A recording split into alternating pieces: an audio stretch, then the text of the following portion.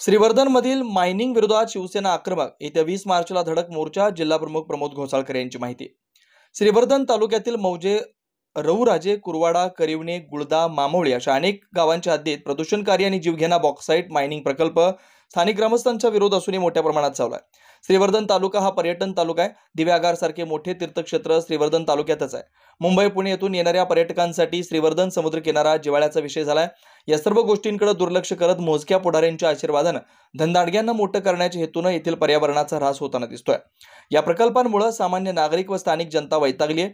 सदरील mining बॉक्साईटमुळे Karve, भरडखोड, आदिवासीवाडी, Borli Panchatan, दिव्यागार, वाकळघर, दांडगुरी, बोरला, रसाळवाडी, नागलोली, नवीवाडी, धनगर मलई, देवखोल या गावांच्या पाण्याचा प्रश्न निर्माण होतोय.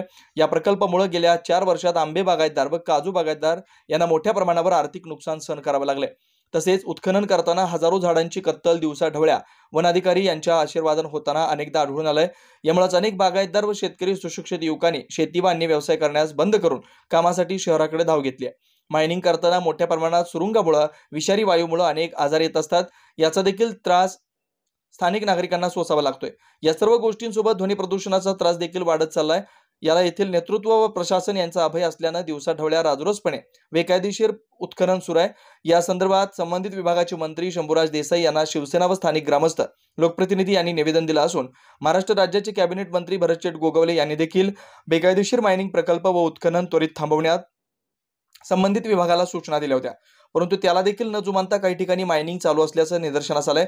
या सर्व गोष्टी श्रीवर्धन तालुका, प्रांत, तहसीलदार, स्थानिक पोलीस प्रशासन यांच्याकडून दखल न घेतल्यानं येत्या गुरुवारी 20 मार्च 2025 रोजी शिवसेना पक्ष, स्थानिक ग्रामस्थ, बागायतदार, मायनिंग प्रकल्पांमुळे नुकसान झालेल्या नागरिकांना विश्वासात घेऊन मोर्चाचं नियोजन करण्यात येणार असल्याचं शिवसेना दक्षिण रायगड जिल्हा प्रमुख प्रमोद घोसाळकर यांनी माहिती दिली आहे.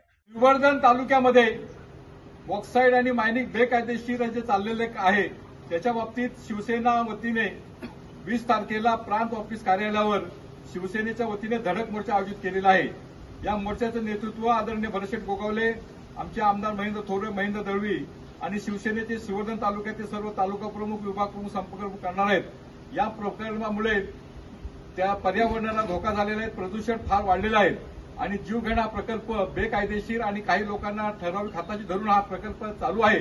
त्याचा अनेक वेळा आम्ही पाठपुरावा केला, परंतु इथले स्थानिक अधिकारी आणि प्रशासन कुठल्याही प्रकारे न जुमानता बेकायदेशीर प्रकल्पाला पाठिंबा देत असल्यामुळे शिवसेनेच्या वतीने धडक मोर्चा आम्ही या ठिकाणी आयोजित केलेला आहे. 20 तारखेला सकाळी 11 वाजता प्रांत ऑफिस कार्यालयावर, आणि ते नाही झालं तर आम्ही रस्त्यावर उतरून हा प्रकल्प बंद करणार आहोत, अशी संपूर्ण शिवसेनेची आमची मागणी आहे. जय भवानी, जय भवानी.